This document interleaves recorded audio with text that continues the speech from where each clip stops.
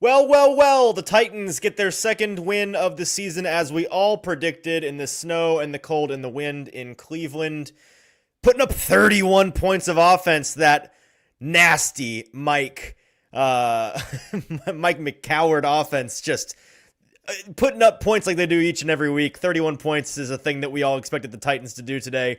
Pay no attention to the fact that the total in the game was 33.5. The Titans almost getting the over by themselves. They win despite a surge from the Browns and Shedeur Sanders. You can call that a surge. Well, they had a chance to tie the game and give us some even more entertaining bonus football, and they completely botched it. And by they, I mean everyone but Shedeur Sanders, because he was taken off the field for the 2-point conversion, something that I'm sure the internet and the football community at large will be normal about this week. Can't wait to hear about all of the conspiracy theories. But we're going to talk about the Titans, who are on the winning end of this and are conspiracy theory free. They won despite only having 117 yards of passing offense. The run game was back. Not to preview our X Factors too much, JT, but in the pregame show, my X Factor was running the ball effectively. And brother, did they run the ball effectively. A career-high rushing yard day for Tony Pollard. 161 yards on 25 attempts for 2 tutters, 6.4 yards per carry. He said, I am not washed, not yet. And I am going to show up in as big as I've ever been in any game in my life for you when half the fans, more than half the fans wanted you to lose. Yeah, in a Titans uniform, that is, yes. That's right. This, of course, has massive draft implications. As we talked about in the pregame show, the Titans came in with something like, I've got the official number here somewhere, 44% chance to get the first overall pick. They would have gotten up to a 66% chance if they, a 47.5% chance coming into the day per ESPN Analytics. By far the best in the league to get the first overall pick. A loss would have raised those odds to 66%, a 2-3 chance. But with this win, that now drops them to roughly a 29% chance to get the first overall pick. That's going to adjust once the other happenings around the league today are all ironed out. The Titans go from number 1 in the Tankathon ratings down to 3. We'll explain why that isn't 4 and why that could become 2 by the end of the day. A whole lot to talk about. Looking forward to it, but the Titans are winners, so it is a very rare A to Z Sports postgame show, winning show. The last one of these we did in a tiki room in the dark, JT. So looking forward to doing it with you, spending time reading all of your comments over the next hour. Sources are saying that the Titans can only win when we're on the post-game show together. This is a fact at this point. Austin Stanley precipitously decreases your chances of winning a ball game if he is on the game day show. So much to cover. So much to pay attention to the rest of the day impacting the Titans draft odds. Before we get to any of it, tell the folks what they need to do. Yeah, a couple things from you guys before we get going. Once again, people talking about me. Now they think I'm in my mother's basement, says Caleb Gray. So we've gone from Rey Mysterio to Mullet to mother's basement to sick. It's been a wide range of emotions today, but appreciate you all being here. On the post-game show, a couple things we need from you guys today. First and foremost, celebrate this Titans win as they move to 2-11 on the season by liking the show. Lock in and like the show, as our friend King VC does with a super chat here. $4.99. Lock in, like the show. This win was just crazy. Thank you, Saints, there at the end for keeping that alive. A lot more on that in a second. But yes, like the show. If you're on YouTube, make sure you hit that subscribe button as well so you don't miss any of the content we are bringing you here on the A to Z Sports YouTube channel. If you're watching over on Facebook, we appreciate you watching over there as well. How about you give us some love as well? Like the show, hit that like button, like the page. Looking right now, only about 20% of our Facebook viewers have liked the show. That's not how you celebrate a Titans win right there. You need to like the show, lock in, share the show also with a friend. Hit that bottom right share button to share the show with a Titans fan who wants to talk about that win. And with that, Easton, let's get this thing going. Yep, let's shout out our sponsors real quick. Make the sales weasels happy. Tell you about our great and wonderful partners at X Golf in Nashville, Murfreesboro, Hermitage, and Franklin. They are the home of indoor golf in Middle Tennessee. X Golf, play, train, entertain, and playxgolf.com is where you can find them. We're also brought to you by BTA Sports. Use code ATOZ14 when you download the BTA Sports app today in the description below to get a 14-day free trial before a weekly subscription of $9.99. Use the link in that show description. Botero Carts, life is short, so buy a golf cart with 2 locations to serve you in Columbia and Gallatin. BoteroCarts.com. Lipscomb University's sports analytics program. They're turning sports fans into data-driven decision makers in the exciting world of professional athletics. The Barrel Social Club, real poker, real players. The Barrel Social Club, Kentucky and Tennessee's poker destination. And T-Dot's Nobody Trashes Tennessee campaign. Be part of the solution to end littering and make sure nobody trashes Tennessee by visiting nobodytrashestennessee.com. So, JT, what do we take away from this? Before we dive into a recap of our X game X factors, before we talk about the quarterback performance in this game, before we talk about, man, I'm having to remind myself what the modifications to our show structure are. Like, peek behind the curtain. We have some things that we do when the Titans win and some things that we do when the Titans lose. And I'm having to brush up right now in real time on what the winning segments even are, because we've done them once in the last over a year. But before we get into any of that, which we'll figure out as we go, what is your 10,000-foot view of this Titans 31-point win?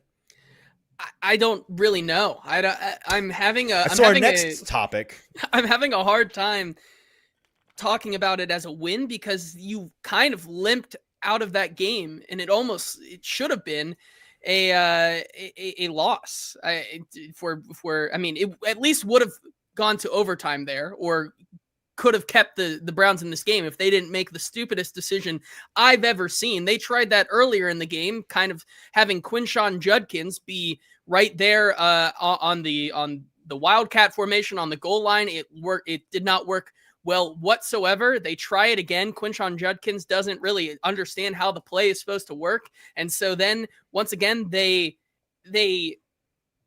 were just kind of threw that game away, literally, at the end, with Quinshon Judkins throwing the ball over the opposite side of the field. But you talk about how you were up at 1 point by 11, if I'm not mistaken. 28-17.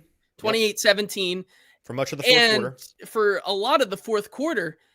And then it was just penalty after penalty after penalty after penalty after you finally, in that second half, in that third quarter, played some of the most complimentary football that you had played all season.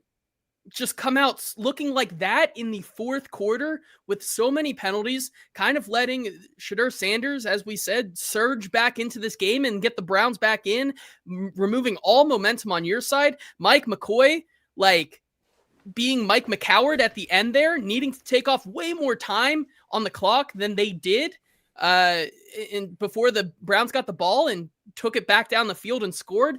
Like, I just don't know how to feel about that game, because it's great that, once again, as we talked about last week, this team finally found a way to win for the most part on their own terms. I mean, the complimentary football that they played with the blocked punt, with the 2-point conversion stop, with the interceptions, like getting the pressure with Jeffrey Simmons, credit to those guys. They finally found a way to win. And I am very glad that they finally can come off the field now 2-11 and feel really good about this win. That's awesome for them. For me, though, I don't know if I feel great about this team getting that win, because we'll talk about this with our one words, because it was like, it wasn't great. Yeah, we'll dive into y'all's reactions to this in the comment with one word here in a second. As Cody says, the Browns didn't even need to go for 2, LOL. They were down 14, and they were down by 14. This is true. I affirmed the fact that they were down 11 at one point a minute ago, kind of burying the lead. They did get down 14 once the Titans kicked the field goal in the fourth quarter to make it 31-17. And the Browns did what is a very hotly discussed, debated thing each and every year, when the football watchers of the world get angry at the analytics nerds of the world and point out that when you do what the Browns did here, when you're down 14 or 15, choosing to go for 2 on the first touchdown, it's a maneuver to try to win the game instead of tie the game, which I think is a smart thing to do for any team, especially a team that is 3-9 like the Cleveland Browns and has nothing to lose at this point. Now, They are a bad football team and failed to get either 2-point conversion, and thus they lost the game. But if you just do the math, the cold hard logic and math, the unemotional math and logic of the situation dictates that this is a good way to win the game. It's a procedure that increases your mathematical win probability. And just because it didn't work this time doesn't mean that it is a bad thing to do. We're not going to rehash all of that because who cares? The Titans won. We're here to talk about the Titans, not the Browns. Brown shows can talk about whether that was the right call or not. But if I was on a Brown show, I'd say, yeah, where the Browns were 3-9, they were trying to win the game. Go win the game. If this had been the Titans in that situation and they hadn't done that, I would have gotten on to Mike McCoward for being Mike McCoward a little bit, to be honest with you. So that's that. But my 10,000-foot view of this, and then we will get into everyone's one words, is the run game. Because to your point, what do we take from this? Yeah, Austin thinks I'm so dumb, it's so stupid, it's so idiotic. Do you see he uses 3 emotional descriptive words to discount the fact that I, with my math and logic, are correct. Nowhere in there is an actual argument. It's just playground talk. And he's not here to defend himself. So you can go and pound sand, Austin. The Titans only had 117 passing yards on the day. And they won on the back of their running backs, really Tony Pollard. And that's not just a Tony Pollard thing. That's an offensive line thing. That's a reflection of the performance that the Browns defensive front put up, which was very poor against the Titans run offense, which isn't exactly terrifying.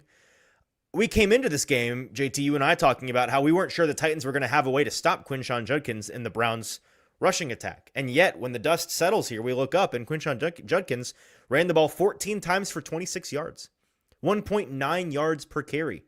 The leader for the Browns rushing the ball was Shedeur Sanders, a guy who's never been known for his scrambling ability, but he had 29 yards on 3 carries, and a touchdown was one of them, a 9.7 yards per carry average. And he had the most yards rushing the ball all day for the Browns. And meanwhile, reiterating what we mentioned at the top of the show, the Titans as a team had 184 yards rushing. 161 of them came from Tony Pollard on 25 attempts with 2 touchdowns to boot. He was fantastic. Yes. And this was an example of Cam Ward finally getting something that we philosophically always talk about being deeply important to a rookie quarterback, is the complementary nature of a run game. Can you have a run game that's good enough to take the heat off of your guy and allows you to ask him to make a couple of key throws in a game to win instead of making all of the throws to come back and win, right?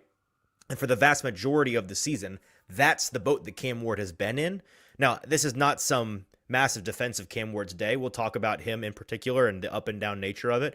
We'll look at his stat line here in just a second some more and give him some quarterback grades. But the point is, you don't have to win on the back of your quarterback. You certainly don't have to win on the back of your rookie quarterback. And the Titans demonstrated that today. The last thing I'll say, JT, and then no, you know what? Just kidding. I'm going to hold this thought and make it my one word. I just made an executive decision inside my own brain. So we'll get to one words now. It's time to hear from you all in the chat. I know that we also have some other comments to get to, but we'll get to all of it once we get some answers from you on what your one word is to describe this Titans win over the Browns. So JT's going to send that question in the comments now. What's your one word to describe this Titans win over the Browns? Let's get creative. Let's have some fun words on a fun day. Okay, nothing boring. Let's use our vocab brain and stretch the bounds of the IQ of this chat. I want to see it. I want to see some fun stuff from you guys in the comments while I tell you all about our friends over at T-Dot. NobodyTrashesTennessee.com is where you need to go to be a part of the solution to end littering in our beautiful state. They have a campaign going on right now. They want you to know that there are over 88 million pieces of litter on Tennessee's roadways right now. It's a very big problem, but we can all be a part of the solution. T-Dot spends over $35 million each year cleaning up litter. They can't do it alone, though. You can help by making simple changes. First, if you're littering, stop that. Nobody likes litterers. Don't be a loser litterer. That's step one. Step two is pick up after the other loser litterers around you. When you see trash, pick it up, even if it's not yours. Do your part. And you can also join local cleanups. Be an official part of the solution because every action counts. Tennessee needs all of us to step up. So be part of that solution today and help keep Tennessee beautiful by visiting NobodyTrashesTennessee.com. All right, Yeah, JT. We're also well, brought to you by BTA oh, Sports. Tell the folks, or tell me about what the folks are saying in the comments. yeah. Well, first of all, nothing like a nothing like a show here for a victory for the Titans, because as you've known, we haven't had that many people in these post-game shows down the stretch here, but finally after a win, we're getting people in here.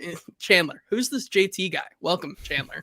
Good to finally see you. Welcome to the Titans A to Z Sports He's coverage. been in hibernation He's since been May hibernation 2024. since the Titans had last won. So let's get to some of these one words here. Like you said, we'll start with Michael saying survival, which I think is an interesting one. They do survive this here. Shrike says futile. Let's see. We got some other ones. Darren just says it's stupid. This Titans win was stupid. Okay. Jack says it's a setback. Big says it's needed. Let's see. Jay Buck says it's luck. I love how all over the board we are. Just nobody agrees on this game. Tone says blessing, poignant, happy, needed. Is that close to expected? It is. Needed and expected are both on the banned words list. Okay. Bad answer. Bad unbelievable. Answer. Lucky is also here again. Undecided. Blocking. Do you want to try to make sense of this word here? Sure. From Shane Lee Gibbs. Oh, Pyrrhic. Pyrrhic. I've heard it before. I don't know what it means, but before I miss. You go find that one. I'll keep going. Ghost of Life says sucked is one word. Jeff says draft. Tense, unsettled, devastating, miserable, nostalgic, overwhelming, promising, waste, sputtering, unmoving, subpar, sanguine, fortunate, complimentary, fail, deserved. Steve Naguire, I think is how you say it. It says fart is one word. I think it's interesting. So Pyrrhic, by the way, best submission so far. Yes. Pyrrhic, a Pyrrhic victory is what he's referencing here. It's a victory at an unsustainable cost. It's a victory gained at such a cost to the victor that it is tantamount to defeat. Fantastic word choice. That is a very good. He gets A plus. A plus. Yes, one word good. From whoever that was. I'm sorry, I forgot who your name was. Yeah, I did too. I was trying to think of it there. I'm going to go back and find it so you can be added to the one-word Hall of Fame. Anthony says, fortunate, complete, encouraged, gutsy, entertaining. Simmons, which I think is one. Anthony Michael, shout out. Anthony Michael, shout out there. Outlier, garbage, bittersweet. So we are all over the place here. And I don't think there's is fair. I don't think there is a wrong answer here, because like you can be excited for them. Like Edward says there's hope, which I think is on one side of it. There's the fans who may be just kind of checked out. Well, maybe not checked out, but like win or lose, they don't care. This team sucks anyways. Like T Burgess here says entertaining. You can have that, right? Or you can be Jack and Blaze saying detrimental and devastating, right? Like there are three camps that you really can be in right now as a Titans fan. And it seems that we have a culmination of all of them right now. Okay. Do you have your one word, JT, or you want me to go? You can go first. So since you were hyping it up so much. Yeah, I have the idea, and honestly, now I've put off figuring out what the actual word is going to be. I think my word. I hate when these people tease. Okay, just kidding. I thought there was some big news. There's not big news. These national guys, so you folks like me have their notifications turned on. They do these teaser like, I can't believe this just happened, and then you have to click on it. And it's always clickbait. Losers. My word is going to be perspective, which is an imperfect word, but you'll understand why I'm using it, because here's the point. I opened our pregame show today, JT, and I tweeted about this too. About the fact that the Titans have now completed 13 games this year. And this was only the third game in which they weren't playing a playoff team, right? If we're including the 8th seed Texans, who have the number one defense in the league, who after a couple hours may very well be in the AFC playoffs. They have been playing good to great teams almost every single week all year long. The only non-playoff teams that they had played, the only below average teams that they had played all year were the Raiders and the Cardinals, and that was many weeks ago, couple months ago. And when each and every week it's like the Jags and the Colts and the Texans and the Chargers and the Rams and the Broncos, and it's like over and over, you're just getting bludgeoned in these true mismatch games. The Seahawks, right? It's really easy for us to lose sight of the fact that the Titans are, I feel like I've said this so much over the past 2 years, uniquely bad and uniquely unlucky. And in this case, unlucky in the sense that they drew the schedule that they did. And this is not a full-blown victory lap on my part because it's on tape. You and I both chose the Titans to lose this game at the end of the pregame show. The official prediction, I thought that they would lose. But I am pointing out that my gut at the very top of the show was correct, and I wish I had the courage of my convictions to say, hey, guys, they may look a little different when they're finally not playing a team that is good to great. Because the Browns stink. I said at the top of the show, the Browns stink. The Titans just stink worse, or at least so far they have. And today, guess what? The Titans didn't stink worse. The Browns stunk worse. And just because they have a really good defense, a defense that was pathetic today on the ground, by the way, and looked like they didn't want to be playing in those cold conditions, that hasn't led to them winning many games. The Titans have 2 wins now. The Browns have 3. They're 3-10. And so the only vindication for me, I guess, is the fact that after the bye, I took a beating from folks in the comments on our live shows and literally in the Titans media room, as we talked about on the show, when I said that I thought this team could win 2 or 3 more games. And the vast majority said they're going to win no more games. And they're not at 2 or 3 yet, so I'm not going to take a victory lap on that quite yet. But to those who were certain they would win no more games, you're officially wrong. With 4 games left to play, the Titans have 2, and they are now at, as we check a graphic that our buddy Austin was so kind to put in the chat for us live here, they are now in second on Tankathon, liable to be at third by the end of the day, because the Las Vegas Raiders right now are playing the Denver Broncos. The score of that game is 7-14. The Broncos just scored to make it a 7-point lead. I believe it was on a punt return, so close game. Great. Close game. Divisional game. You never know, but the Raiders were over a touchdown underdog going into that game. So the Titans at best will be second in the draft order behind the Giants, who are on bye and cannot win this week. And at worst, they will be third behind the Raiders, who may be about to lose. And they will be fighting an uphill battle. I'll be curious to see once the dust settles whether or not they still have as high odds to land the top pick as they were projected to have had they won today, because as we mentioned before the games, the expectation was if they win, they'll have a 29% chance to get the first pick. But that's probably not taking into account that the Saints won this week, so maybe that increases their odds. We'll have to see. All of that being said, it is perspective that the Titans are bad and unlucky, and as bad as they have been, they are still capable of winning games down the stretch. They are still capable of being a young team that starts to put some things together. And any given Sunday at the end of the year, how many times have we seen this, JT? This was kind of my point back when I was talking about them winning more games after the bye. How many times have we seen the NFL get to week 14 and 15 and 16 and 17 and weird stuff starts happening? Because teams get better and teams get worse. Teams fade down the stretch, and teams that have been awful all gosh darn year long start to put things together at the end, and they may win some games that feel too little too late or completely worthless or whatever. But this happens, especially for teams that have young quarterbacks and a lot of young pieces. And they talked at the top of the broadcast today about how the Titans last week played 11 different rookies, which was an NFL record on the season. Like, they're a young team. They have a lot of latitude to get better in a hurry. And on any given Sunday, they may start to put some things together. And oh, would you look at that? You get 2 passing touchdowns to the 2 rookie receivers. And Tony Pollard, the veteran who you've been wanting to see more from, finally gives you a week where you see more from him. And the offensive line starts to put it together the way that you were feeling before the season they may be able to put it together. This is what NFL football is. It's the beauty of it, and it's why they won the game. Yeah, absolutely. You look at what they did today, and that kind of gets me to my one word, which is conviction.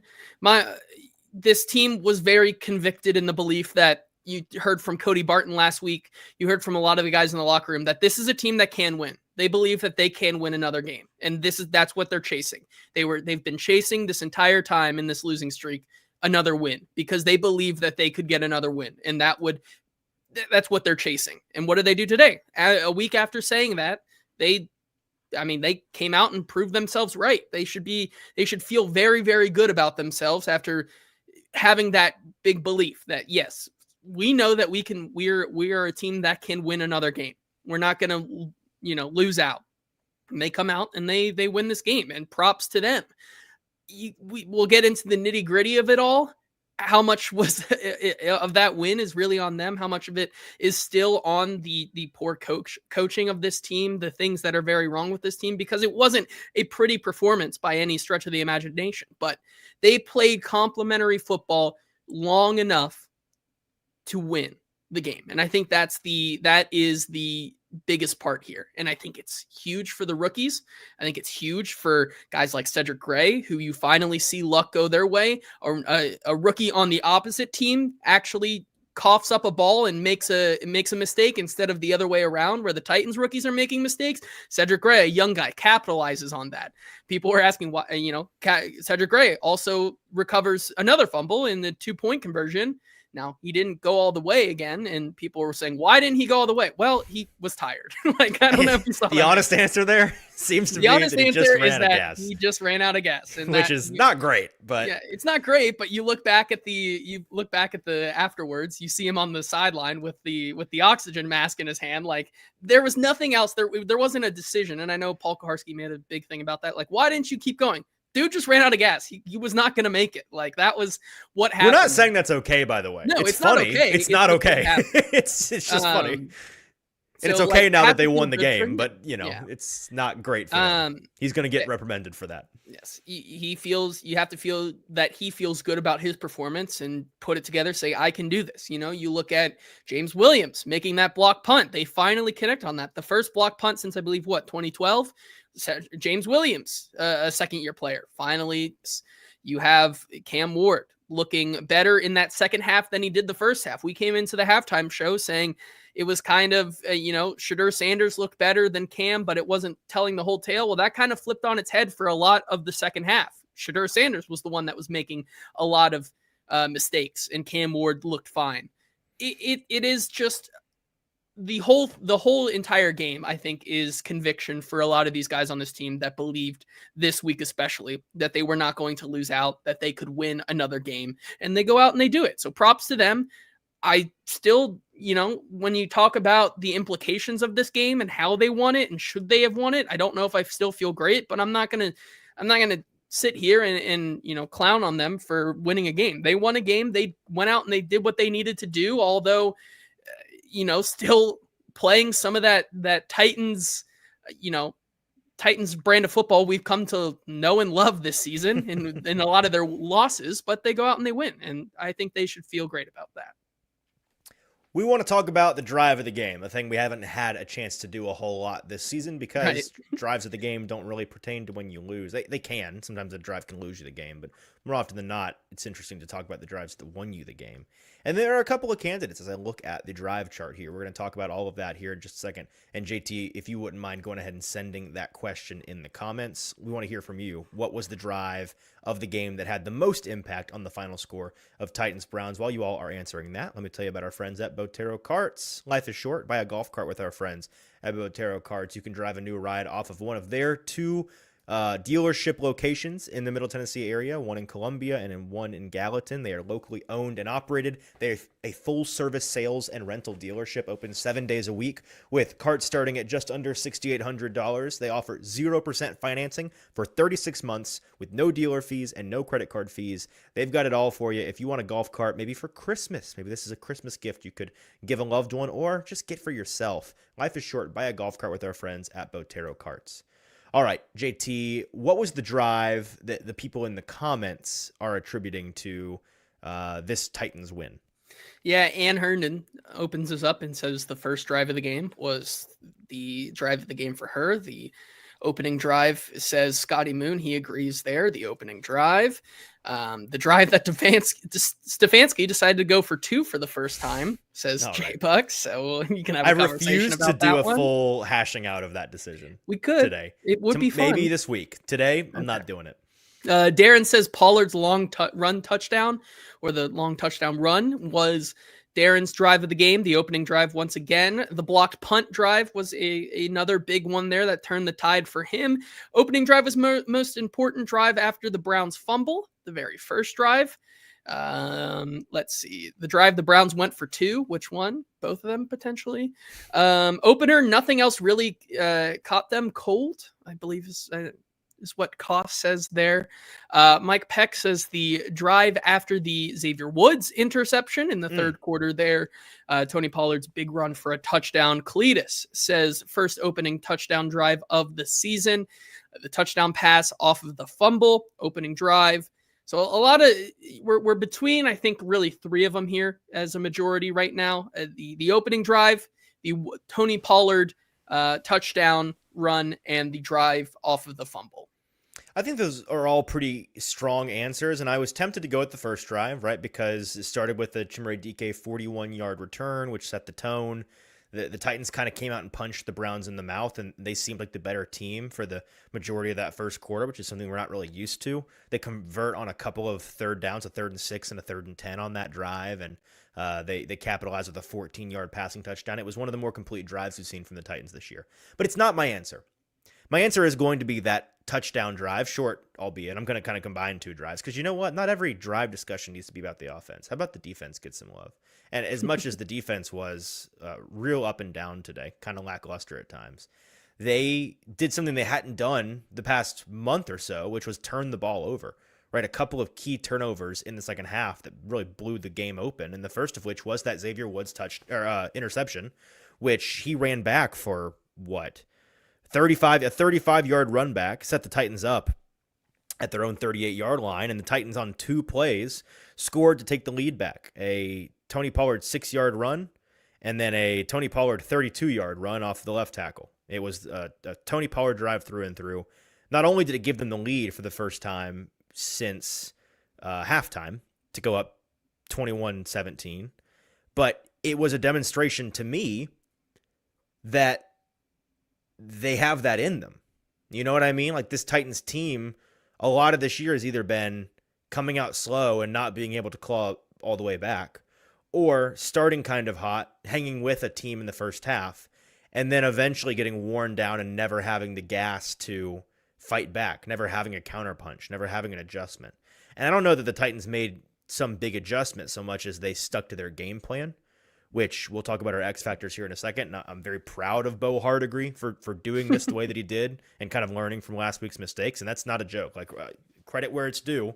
I think he called an imperfect game today, but his general approach was, I think, very sound, and it's what won them the game. But yeah, I think that's the drive because it just showed that this Titans team is capable of losing their grip on the reins of a game a little bit, and I guess reining it back in, for lack of a better metaphor. Yeah, I like that one. I'm going to go kind of sticking with my narrative that I have built for this game so far. Okay. I'm going with the first one. I know it's lame. It's not adding a lot, but I do think that it goes in line with how important that drive is. And I understand that, you know, the game progressed and things happened, but we watched last week against the Jaguars what happened when they don't go for it on that fourth to try to get the touchdown. The team almost seemingly quit on Mike McCoy and that staff. And you talk about how important those first drives have been for this team so far this season, right?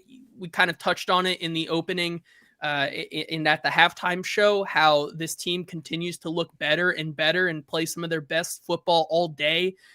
For that 60 minutes in the first 5 or so minutes when they have the ball on the opening drive, and to finally be able to get into the end zone, the last team to not score in an opening drive for a touchdown this season, to finally be able to do that, I think really did set this team up for success as we continue down this examination of the Titans young player and players in general's their psyche, right? Continuing to dive into, do they believe they can do this or not? I think that did a whole heck of a lot for them today in getting that kind of, you know, getting is it the monkey off your back? Is that the saying? Yeah. Getting the monkey off your back, being able to finally score and go down and execute well on your first drive of the day, the scripted drive, if for lack of a better term, to finally be able to do that and start off a game that way, I think is more important than a lot of these other ones, because then they, you don't face that idea that this team, after your coach doesn't believe in you for going for it or anything like that. You feel connected together as a team, right? You feel like you actually can do this thing. And I think you saw a lot of that in their play the rest of the game, rest of the day. I think it's time, JT, for us to finally talk about Cam Ward explicitly. Okay. Let's grade Cam Ward's performance. Let's ask those in the chat. How do you grade Cam Ward's performance for the Titans versus the Jaguars? JT's going to send that question. Well, the Browns. Sorry, that was total Ron Burgundy on my part, just reading the teleprompter. Titans versus the Browns. Sending that in the comments now for you all to answer. We will dive into his counting stats. We will dive into the memorable moments from him in this game, a game that didn't require a whole lot of him, which is kind of the opposite of what we've grown accustomed to seeing from the Titans this year. What do we make of that? Well, we're thinking about it. I'm going to tell everybody about our friends at AtoZSports. They are better for bettors. They are dominating the game, and they are offering you a discount in the description of our video right this minute. You can go and use one of the 2 promo codes listed below to sign up for either a weekly or a monthly or a annual membership at a discounted rate, as well as getting a 14-day free trial using that ATOZ14 code is going to get you smarter bets without guesswork. It's going to get you insight meeting instinct. It's going to get you bets made with a purpose.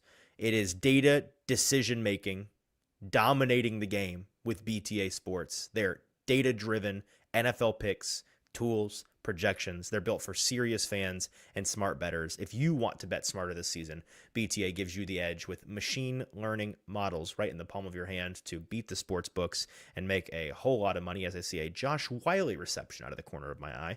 Check out BTA Sports today using that link in the description below.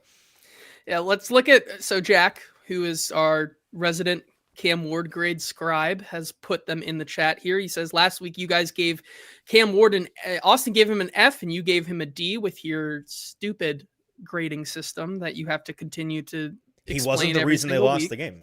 And then week 11, so the one before that against the Seahawks, I gave him a B plus and Austin gave him a B. We'll go through some of the comments first before we give our grades. Easton here. We'll start off with Darren, who says, now hold on. You want to run down the stats real quick before we get into these grades? Sure. So looking at Cam Ward's traditional stat line, he was 14 of 28, a 50% completion percentage. Not hard to do the math on that one. 117 yards, 2 touchdowns, 1 interception. He finally threw 2 touchdowns again. That's right. That's a 70.1 rating, 4.2 yards per attempt in the snow for Cam Ward today. So Darren kicks us off here with a D plus. Chris with a C, Anthony with a B, J Bucks with a C, C plus, C, D, C, C plus, C, C, solid C here, B minus if for only when he choke slammed Grant Delpit, which I think is fair. That was embarrassing for Grant Delpit. C minus, C plus at best. Anthony says B minus probably. C, this is not a grade from Amnesia, but he says he played very Tannehill-ism. Which I don't know if that's a Tannehill-ish? Tannehill-ish or Tannehill-like, I think is the more appropriate way to say that. We get what he's saying. It's all right. Yeah. B minus, C plus, D minus, 117 yards and a pick. Not even looking at the touchdowns, just seeing the 117 yards and a pick. C plus, Hater C mentality. plus, C plus, C plus. I wish I would do a poll but I think we're getting to the answer, I think we're around a C plus. Titan Dad says B plus. Good to see you there. B plus, C plus, C plus, C minus, C minus, C minus. We're around the C range here. It looks like. I think that's a fair way to show off the chat's belief of Cam Ward today. Your answer first, because you're going to have to explain how your grading system works and how you come to your answer. Okay. No, I don't. All right. No, I don't. I'm going to give him a C plus because the only thing about my grading system you have to know is the line of demarcation between a tractor and a trailer quarterback is the B minus C plus divide. If you were a B or A grade of any kind, that means that you kind of carried your team. And if you aren't, you didn't carry the team. And sometimes that's okay, right? Not all C grades are made equal in my system. A C plus today for him is recognizing the fact that he wasn't asked to do a whole lot, which is not a bad thing. In fact, teams that don't ask a lot of the rookie quarterbacks tend to be the ones that are the best situation for those quarterbacks to succeed. If I could go back in time and make it so that the Titans didn't ask a whole lot of Cam Ward each week, I would do it in a heartbeat because it would be better for him. The fact that he is capable at an earlier date than a lot of rookies to handle some of these advanced things and try to carry his team is a credit to him, but doesn't necessarily indicate it's the best thing for him in his development. And I think that when you consider the touchdown passes today that he made in structure and the one to Alec Ayman on the first drive, his movement in the pocket was really nice. He was kind of waiting for the play to develop, buying himself time in a way that didn't totally break down the integrity of the pocket, right? He didn't just start booting out and screaming to the sideline and put a clock on the play and also then have to throw on the run. He just kind of backed up in a way that was necessary to buy just enough time.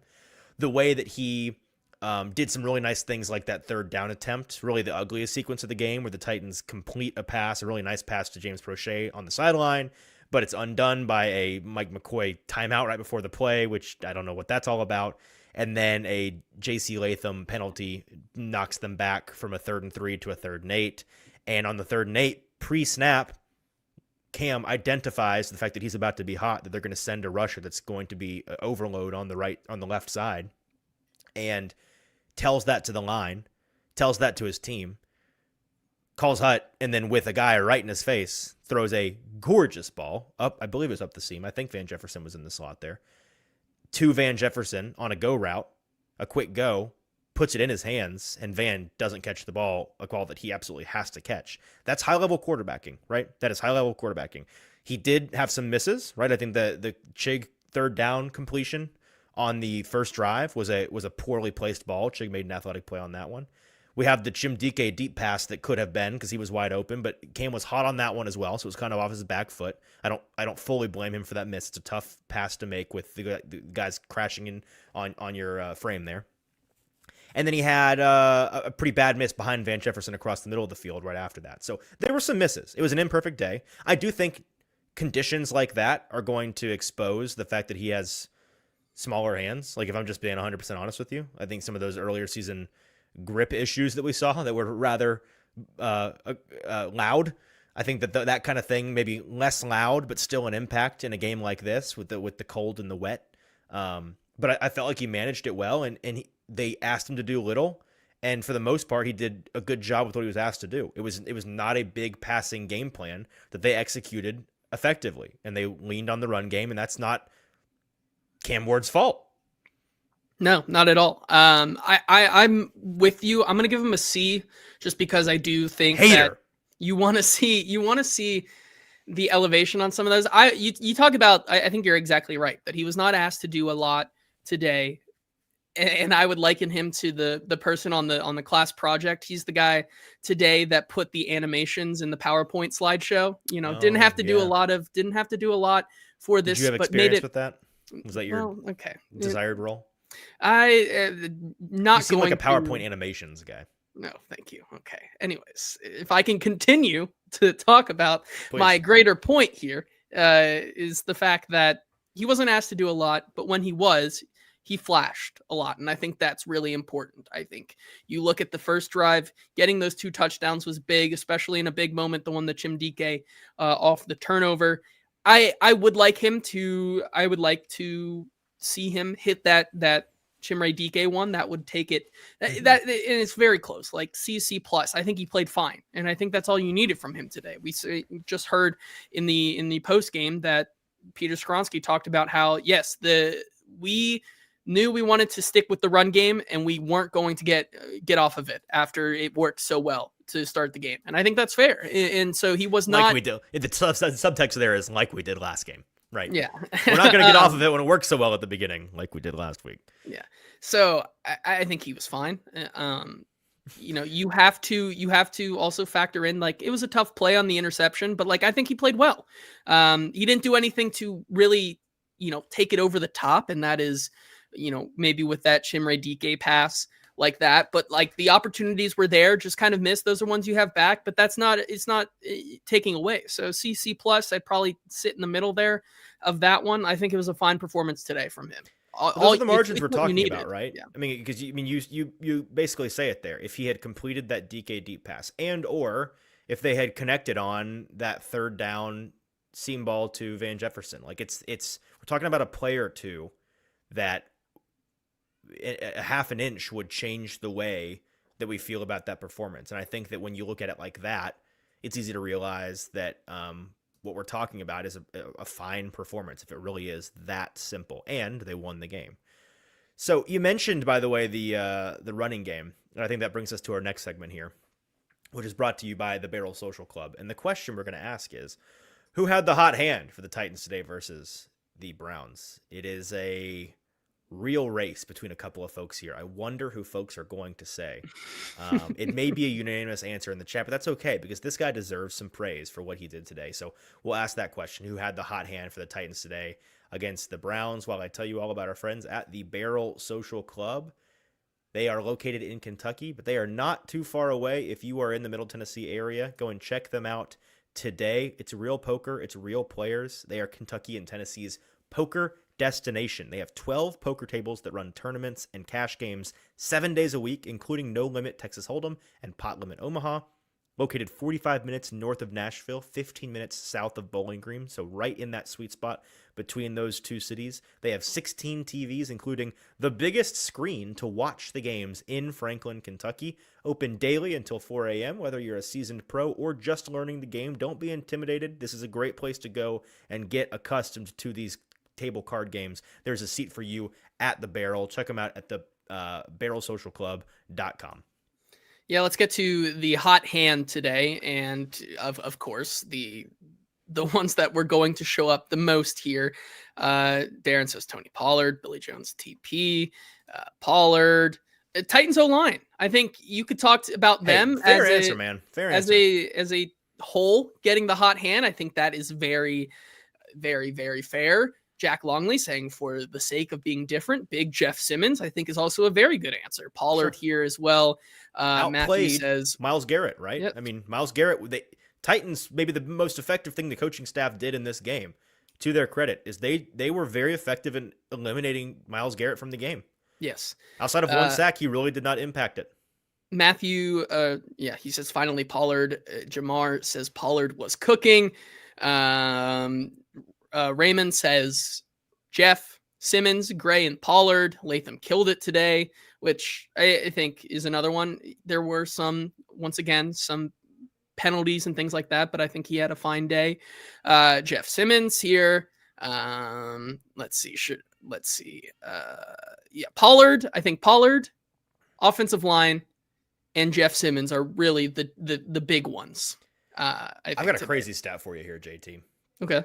This is courtesy of Next Gen Stats. So Tony Pollard recorded season highs in rushing yards, 161 today. That's a career high, by the way.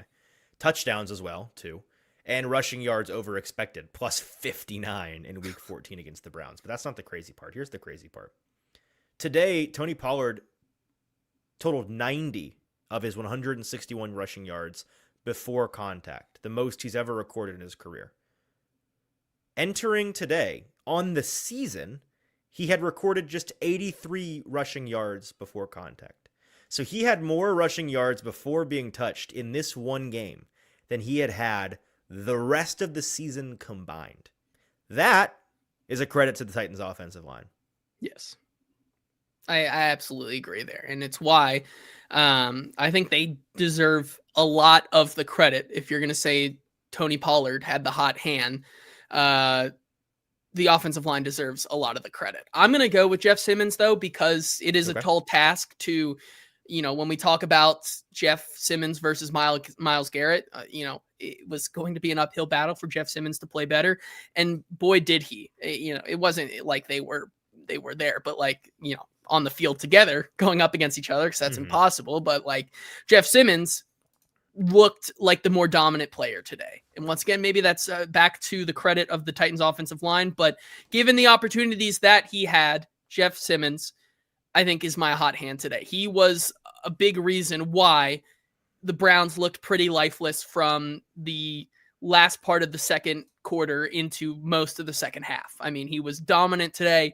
Absolutely a performance worthy of putting him in that all-pro Defensive Player of the Year conversation. Once again, dude was absolutely dominant and lights out. And that's why I think, in my opinion, he's the guy that needs the hot hand today. Here's, no, you know what? I'm going to save this. I'm going to say it because I'm surveying Next Gen Stats collection of instant stats, and there's some interesting stuff. Interesting ones. Yeah, but you know what? We still have Lipscomb University Sports Analytics to talk about the analytical takeaway from the game, so I'll save it. That's a tease for one segment away from now. We do have a segment to do between those things. Yeah, 4 or 5 minutes away. That's right. Hang on for 5 minutes while we talk about our X-Golf X Factors from before the game. We're going to revisit what JT and I said were our X Factors. If you had an X Factor before the game, feel free to throw it in the chat and how you think the Titans lived up to that X Factor. And we'll tell you all about that here in just a second after I tell you about our friends at X Golf, Nashville, Murfreesboro, Hermitage, and now open in Franklin. They are the home of indoor golf in Middle Tennessee. X Golf, play, train, entertain. PlayXGolf.com is where you can go to book a bay today. They've reinvented the player experience by creating the most accurate indoor golf simulator on the market today, giving every person the power to take on the world's top courses, compete in a wide variety of game formats, improve their swing with lessons and superior analytics, all while being totally entertained. Check them out. They have 10 big screen TVs in each location, so you're going to be watching the game or watching whatever is on while you're playing golf in whatever situation you want to play, whatever course around the world tickles your fancy. You can go and play it. The closest thing to spending thousands of dollars to go and do it in real life. You can spend way less than thousands of dollars with our friends at X Golf and go and see if you can best those courses. Contact X Golf today for the possibility of maybe Christmas parties, booking out a block of bays for your corporate event. That's something that you can do. It makes for a great party. Make sure that you reach out to them for details on that availability, and make sure that you go and check them out. Whether you're an intermediate or a pro golfer, it's winter in Tennessee. It's nasty weather outside. Keep that game sharp with our friends at xgolf.com. Yeah, let's get to some of these X factors here. Our friend Jack in the comments says his X factor was technically right. Sanders did light up the Titans for a lot of the game, and ruining our draft position isn't positive, nor is Pollard finally running well. So sorry there that your X factor was right. But Easton, do you want to do yours first or mine? I can do mine, which we. What's kind of funny? Hang on. I do want to go because he mentioned Sanders. Yes, Jack's X factor was Shedeur Sanders not lighting up the Titans, and he did throw 23 times for 364, almost a 400-yard passing day from Shedeur Sanders, 3 touchdowns and an interception in Week 14 against the Titans. Get a load of this though, another stat for you, full of stats today. Recorded a career-long average time to throw, which he's played like 4 games. So what does that really mean? Well, it was 3.57 seconds. 3.57 seconds. Crazy. The second longest by any quarterback this season. That's not good for the Titans' pressure, I suppose. No. Not exactly a good thing for the Titans' defense. But it did lead to him being pressured on 63% of his dropbacks, the highest pressure rate by any defense this season. So it's kind of a chicken or the egg, whichever way you want to look at it there. On those pressures, he was 11 of 26 for 184 yards, a touchdown, and interception. Much better stats when he was clean. So I'd say a very good day for Shedeur Sanders, who I was an advocate of being a decent draft choice, certainly far better than he ended up being. I did like Cam Ward better when it all came down to it, but I liked Shedeur Sanders a whole lot better than a 5th-round pick. And, the Browns, they're going to go get another quarterback in the future, but I think Shedeur's going to be competing because he is playing good enough ball right now to be interesting going forward. All of that being said, now, JT, I hate to cut you off. What was your X factor, and did the Titans live up to it? Yeah, my X factor was limiting Myles Garrett, as boring as it was, because we really didn't think it would be possible, and yet they did. So kudos to them. I'm interested to hear your thoughts on this, because I feel like we're getting to a narrative that I've already seen some takes believing that Corey Levin should just be the center going forward. Oh yeah, I've seen this. Yep. Lloyd Cushenberry. How much of that really played a part? I'm not entirely sure, guys. Corey Levin's playing good football. He played good football today. So he's a better run defender than he is pass blocker. This has always been Corey Levin's thing. He dates back to the road grading days of the Mike Vrabel era. He was born in it, born in the darkness of the run game. So I'm not surprised one bit when he's a part of a run game performance like this, but I also don't know how high a bar Lloyd Cushenberry's level of play this year has been. You know what I mean? Like, I think Corey Levin has looked better the past couple weeks than we've grown accustomed to seeing from the center. But is that good? Is better good in this instance? I don't know.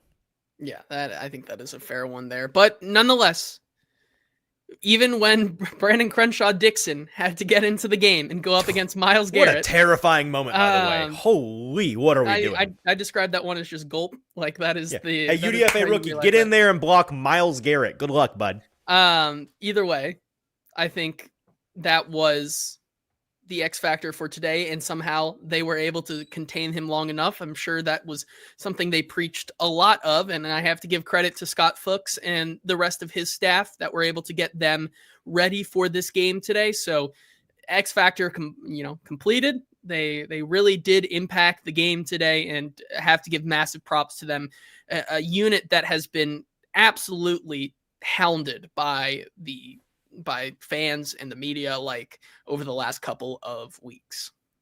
All right, that brings us to our final segment today. Oh wait, my X factor. Excuse me. We've already kind of covered it. My X factor was run the ball well, and that that's the credit that I will once again give to the Titans coaching staff. They started out running the ball well. Their plan was sound, and they did not abandon it like they did last week. And that, I think, is a step in the right direction. It is a strong way to set your guy up for success, your rookie quarterback to success, if you can run the ball effectively like they did today, to continue to do that. And they did. So I don't know how high a bar that is for credit, but credit there for whatever it's worth. Now we move on to the final segment of the day, which is our analytics segment. We'll leave you with some numbers to ruminate on and tell you about our friends at Lipscomb Sports Analytics, where data meets the game. Analyze, strategize, and revolutionize with our friends at Lipscomb Sport Analytics. Turn your passion into a profession. This is a great way to get into the sports media world, to get into the sports data world, the sports business world. If you want to work somewhere in sports, this is a great way to do it with the university right here in the heart of Tennessee, Lipscomb University. They have this relatively new sport analytics program that is top flight. It is cutting edge. It is exactly the kind of new age thinking that you're going to want to have in your back pocket if you are going to be successful in sports today. It's all about the numbers. It's all about finding an edge, and you can do those things with Lipscomb Sports Analytics. So get off the sidelines today and into the action with this new program where you'll learn to make the calls that count at lipscomb.edu/academics. You will find all the info you need right there. JT, I don't know if you have anything numbers-wise, but I do, because you mentioned Myles Garrett a moment ago. And to kind of reinforce your X factor, how about this? He recorded a sack today, right before halftime.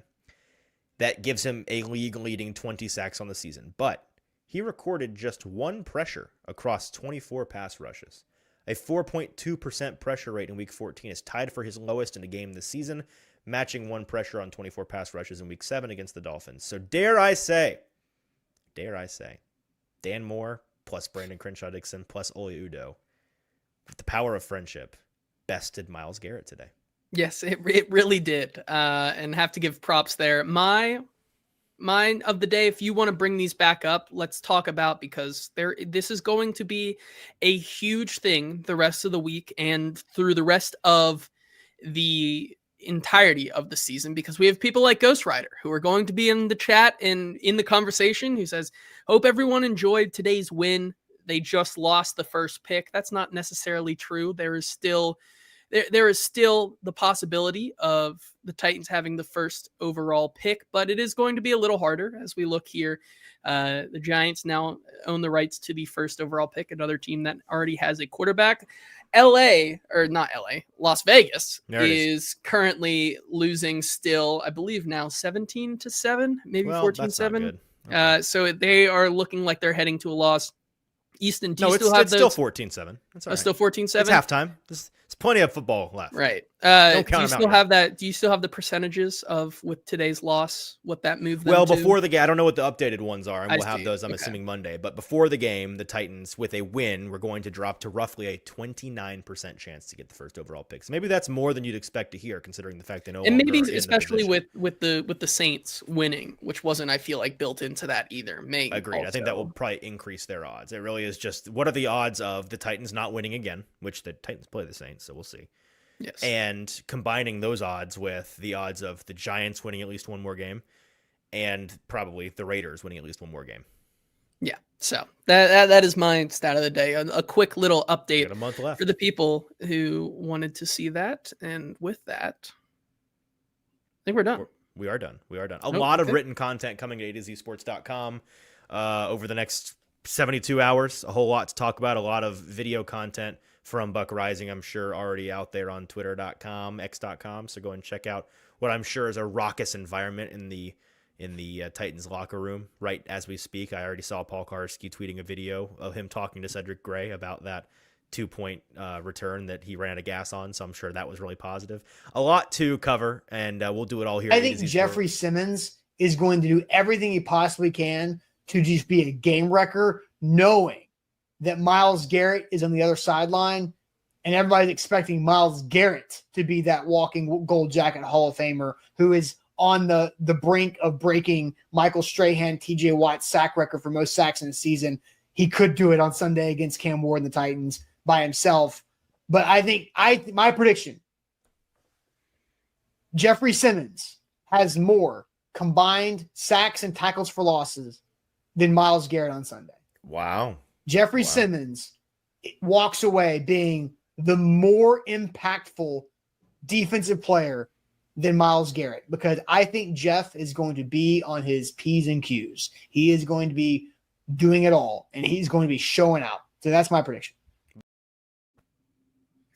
Thank you, Austin.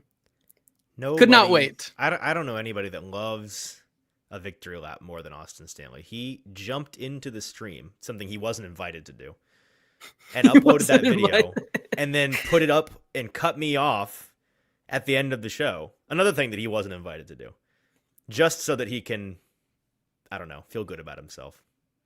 I guess so. He couldn't victory lap Stanley is what I'm gonna start. He couldn't wait until tomorrow. I mean, he's gonna have a whole show to. You can go ahead and put it down and pan on your calendar. That was not us. He's gonna do it again there. He's gonna do it again there.